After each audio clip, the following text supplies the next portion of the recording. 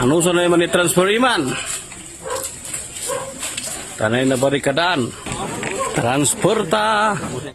Mahigit 286 na araw nang nagbabantay at nagbabarikada ang ilang residente upang hindi makapasok ang mga kagamitan ng mining company sa Barangay Bulalakaw, Mangkayan, Benguet.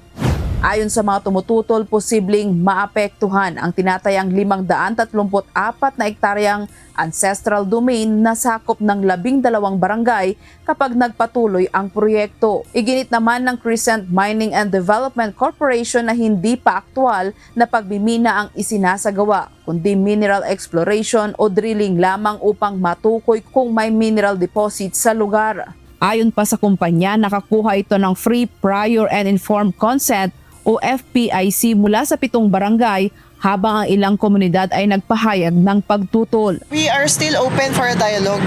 We are still looking at the option of a peaceful resolution of this issue.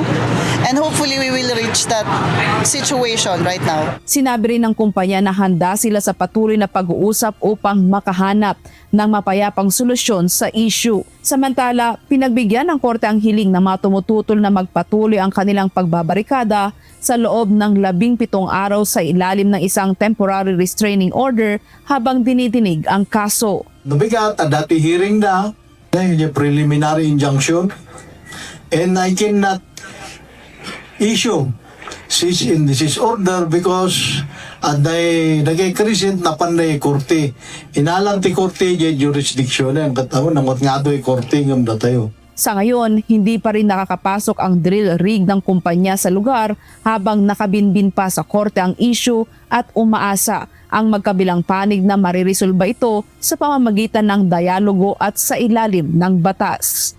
Grace Doctolero, UNTV News and Rescue. Diyos ang aming sandigan, serbisyo publiko ang aming pinahahalagahan.